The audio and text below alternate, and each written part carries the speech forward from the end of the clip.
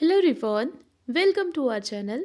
हम सॉल्व कर रहे हैं सोशोलॉजी के कुछ मोस्ट इम्पॉर्टेंट और न्यू क्वेश्चंस जो कि अभी हाल के वर्षों में एग्ज़ाम्स में पूछे गए हैं और आपके अपकमिंग एग्ज़ाम्स में आने के काफ़ी सारे चांसेस हैं उनके। तो देर न करते हुए शुरू करते हैं आज की वीडियो। पहला क्वेश्चन आपकी स्क्रीन पर है, शोध साक्षात्कार निम्नलिखित प्रकार के होते हैं। ऑप्शन में है असंरचित, संरचित, अर्ध संरचित या उपर्युक्त में से एक से अधिक या फिर कोई नहीं। तो शोध साक्षात्कार जो होता है वो स्ट्रक्चर्ड भी होता है, अनस्ट्रक्चर्ड भी होता है और अर्ध स्ट्रक्चर्ड भी होता है यहाँ पर।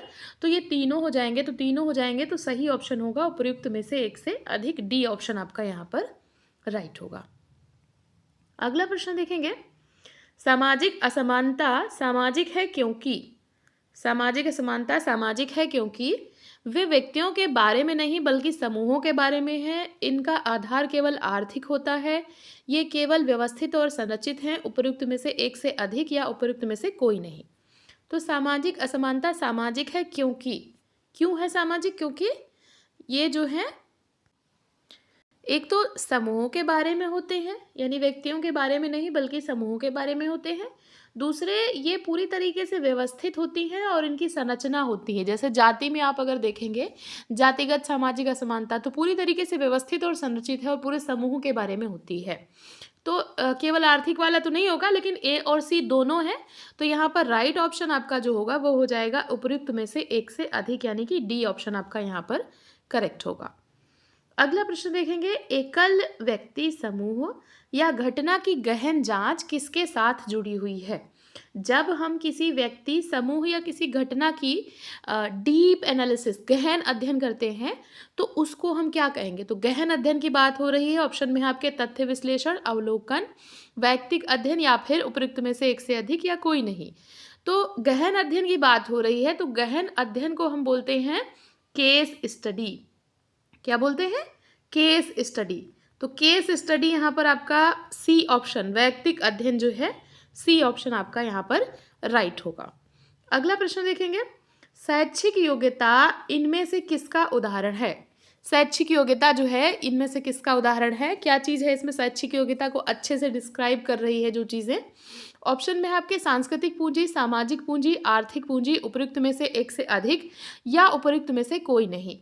तो शैक्षिक योग्यता जो है ये आपका जो है आपका सांस्कृतिक भी आ जाएगा और सामाजिक भी आ जाएगा। तो शैक्षिक यानी शिक्षा अगर आपके पास है तो सांस्कृतिक सामाजिक दोनों आ जाएंगी, और फिर अगर इसके बेसिस पे आपको जॉब वगैरह तो फिर ये कहीं ना कहीं यहाँ भी आ जाएगा। तो दो तो ये सीधे सीधे हैं, तो यहाँ पर ऑप्शन डी आपका राइट हो जाएगा। अगला प्रश्न है, निम्न में से किस विधि का उपयोग गुणात्मक अनुसंधान में नहीं किया जाता है? तो गुणात्मक अनुसंधान में किसका प्रयोग नहीं किया जाता है? तो यहाँ पर देखेंगे केस स्टडी है, नजाति लेखन है, सांख्यिकीय विश्लेषण है, इनमें से अधिक या फिर उपयुक्त में से कोई नहीं। तो क्वालिटेटिव रिसर्च की बात हो रही है। क्वालिटेटिव में केस स्टडी आ जाएगा और नजाति लेखन आ जाएगा, लेकिन सांख्यिकीय विश्लेषण यहाँ पर जो है डेटा की बात हो रही है, यहाँ पर मात्रा की बात हो रही है, तो ये मात्रात्मक में आएगा। तो सांख्यिकीय विश्लेषण गुणात्मक अनुसंधान में नहीं आएगा, सी ऑप्शन आपका राइट होगा। अगला प्रश्न देखेंगे, जिस शोध में मात्रात्मक और गुणात्मक दोनों विधियों का उपयोग किया जाता है तो उसको हम क्या कहेंगे? ऑप्शन में है त्रिकोणासन, अन्वेषण, विवरण या उपयुक्त में से एक से अधिक या उपयुक्त में से कोई नहीं। तो इसको कहते हैं जहां पर गुणात्मक मात्रात्मक दोनों यूज करेंगे तो इसको हम कहेंगे त्रिकोणासन।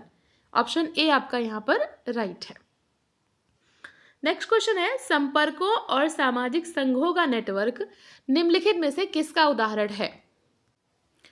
तो संपर्क और सामाजिक संघ की बात हो रही है। तो ऑप्शन में सांस्कृतिक पूंजी, सामाजिक, आर्थिक, तो यहाँ पर किसका हो जाएगा? तो सामाजिक संघों की बात हो रही है, तो सामाजिक पूंजी का उदाहरण होगा, बी ऑप्शन आपका यहाँ पर राइट होगा। अगला प्रश्न है, अनुसंधान परियोजनाएं जो बड़ी संख्या में लोगों के बारे में मानकीकृत तथ्य एकत्र करती हैं क्या कहलाती हैं? ऐसी अनुसंधान परियोजनाएं जो बड़ी संख्या में लोगों के बारे में जो है फैक्ट कलेक्ट करती हैं, तो इनको हम क्या कहेंगे? सर्वे कहेंगे, पायलट स्टडी कहेंगे, जीवन इतिहास कहेंगे या उपयुक्त में से एक से अधिक या फिर कोई नहीं। तो बड़ी संख्या में लोगों के संबंध में तथ्य एकत्रित करने की बात हो रही है, तो इसको हम कहेंगे कि ये एक तरीके का सर्वे हो रहा है। तो सर्वे यानी सामाजिक सर्वेक्षण, ए ऑप्शन आपका राइट होगा। पायलट स्टडी का मतलब होता है कि जब हम अपने मुख्य अनुसंधान से पहले कोई पूर्व परीक्षण के तौर पे जो अध्ययन करते हैं। जीवन इतिहास मतलब उसकी किसी की बायोग्राफी के बारे में हम जो है अध्ययन कर रहे हैं। तो यहाँ पर ए ऑप्शन आपका जो है राइट होगा। अगला प्रश्न देखेंगे। अगला प्रश्न है, लोगों को उनके प्राकृतिक परिवेश में समझने के लिए गुणात्मक तथ्यों की किस तकनीकी का अनुसरण किया जाता है? तो प्राकृतिक परिवेश में समझने के लिए पूछ रहा है। ऑप्शन में है साक्षात्कार, अवलोकन, वैयक्तिक अध्ययन, उपयुक्त में से एक से अधिक या फिर उपयुक्त में से कोई नहीं। तो प्राकृतिक परिवेश में हम साक्षात्कार के द्वारा भी अध्ययन कर सकते हैं, अवलोकन के द्वारा भी कर सकते हैं, केस स्टडी के भी द्वारा कर सकते हैं, लेकिन मेनली वहाँ पर हम एथनोग्राफी का यूज़ करते हैं। तो मेरे अकॉर्डिंग यहाँ पर आंसर जो है ई होना चाहिए था, बट ये बीपीएससी का क्वेश्चन है और यहाँ पर इन्होंने डी आंसर जो है राइट माना है। आप लोग कमेंट करके बताइए कि आंसर क्या राइट होना चाहिए। अगला प्रश्न देखेंगे। किसने परिभाषित किया कि समाजशास्त्र एक ऐसा शास्त्र है जिसमें सामाजिक कृत्य की व्याख्यात्मक समझ का प्रयास किया जाता है? तो सामाजिक कृत्य की व्याख्यात्मक समझ, इंटरप्रिटेटिव यहाँ पर अंडरस्टैंडिंग की बात हो रही है। तो यहाँ पर जो है ऑप्शन में आपके पार्सन्स है, मैकाइवर पेज है, मैक्स वेबर है। तो इंटरप्रिटेटिव अंडरस्टैंडिंग की बात, व्याख्यात्मक समझ की बात, समाजशास्त्र में सामाजिक कृत्य यानी क्रिया की बात, ये सारे जो आपके की टर्म है संबंधित है मैक्स वेबर से। तो ये परिभाषा भी हो जाएगी मैक्स वेबर की। ऑप्शन सी आपका यहाँ पर राइट होगा। अगला प्रश्न है, किसके अनुसार समाजशास्त्र सामाजिक तथ्यों का अध्ययन है? तो समाजशास्त्र जो है सामाजिक तथ्यों का अध्ययन है। आसान सा प्रश्न है। ऑप्शन में मार्क्स, मर्टन, इमाइल दुर्खीम। सही उत्तर हो जाएगा इमाइल दुर्खीम, सी ऑप्शन आपका करेक्ट होगा। अगला प्रश्न है, निम्नलिखित में से कौन धर्म और सामाजिक परिवर्तन के अध्ययन से संबंधित है? तो ऑप्शन में है मार्क्स, वेबर, दुर्खीम।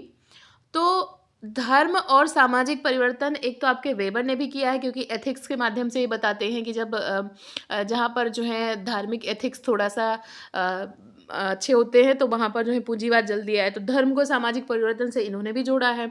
इसके अलावा धर्म की स्टडी आपके दुर्खीम ने भी की है और थोड़ा बहुत कहीं ना कहीं मार्क्स ने भी चीज़ें बताई हैं। तो यहाँ पर डी ऑप्शन आपका राइट होगा, उपयुक्त में से एक से अधिक। अगला प्रश्न है, वह प्रणाली जिसके द्वारा किसी समाज में लोगों की श्रेणियों को एक पदानुक्रम में स्थान दिया जाता है वो क्या कहलाती है?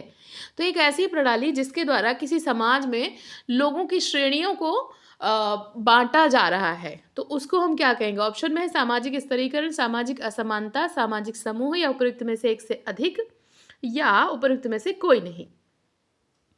तो पदानुक्रम में बांट रहे हैं हम यहाँ पर, तो इसको कहेंगे हम सोशल स्ट्रेटिफिकेशन यानी कि सामाजिक स्तरीकरण। ऑप्शन ए आपका यहाँ पर राइट होना चाहिए। अगला प्रश्न देखेंगे, तार्किक क्रिया और अतार्किक क्रिया के बीच अंतर किसने किया है? तार्किक क्रिया और अतार्किक क्रिया के बीच में किसने अंतर किया है?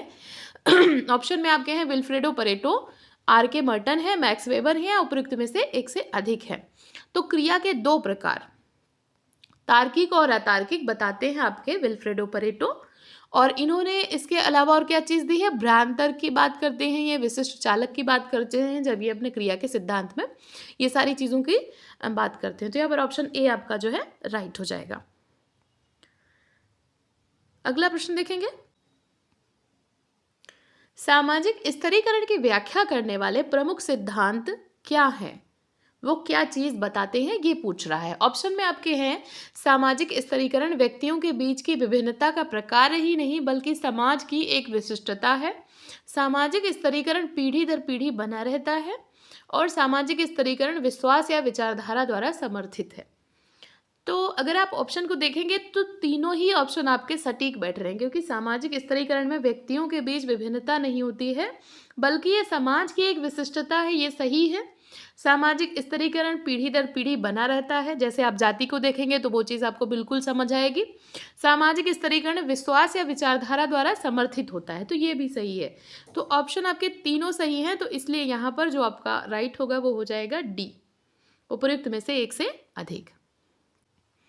अगला प्रश्न है, सोरोकिन के सामाजिक परिवर्तन के चक्रीय सिद्धांत में कौन कौन सी संस्कृतियां जो हैं वर्णित हैं? ऑप्शन में है भावात्मक, आदर्शात्मक, चेतनात्मक। तो सोरोकिन ने अपने परिवर्तन के सिद्धांत में भावनात्मक संस्कृति की भी बात की है और चेतनात्मक संस्कृति की भी बात की है और उसके मध्य में आदर्शात्मक संस्कृति की बात की है। तो एक पेंडुलम का सिद्धांत इन्होंने दिया था। तो ये तीनों की ही बात की है, इसलिए उपयुक्त में से एक से अधिक यानी डी ऑप्शन आपका यहाँ पर करेक्ट होना चाहिए। अगला प्रश्न है, निम्नलिखित में से कौन सा कोज़र के सामाजिक संघर्ष के सिद्धांत की व्याख्या नहीं करता है? तो कोज़र के सामाजिक संघर्ष को इनमें से कौन सा जो है नहीं बताता है?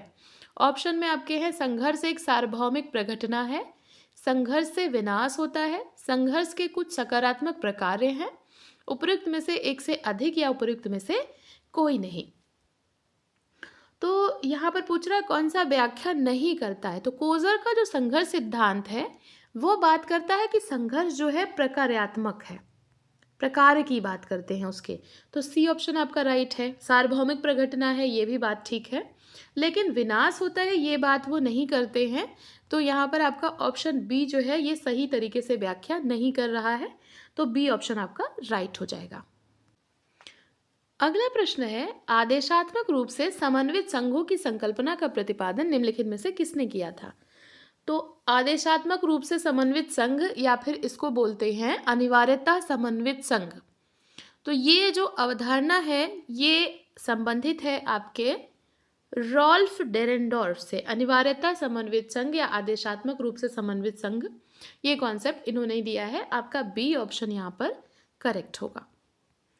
अगला प्रश्न देखेंगे, उन व्यक्तियों के समूह जो वर्ग व्यवस्था के हाशिए पर खड़े हैं क्योंकि वे श्रम विभाजन में पूरी तरीके से एकीकृत नहीं है, क्या कहलाते हैं? तो व्यक्तियों का ऐसा समूह जो कि वर्ग व्यवस्था में बिल्कुल हाशिए पर है और श्रम विभाजन में एकीकृत भी नहीं है। तो ऑप्शन में आपके हैं अल्पकालिक सर्वहारा, पूंजीपति वर्ग है, कुलीन वर्ग है या उपयुक्त में से एक से अधिक।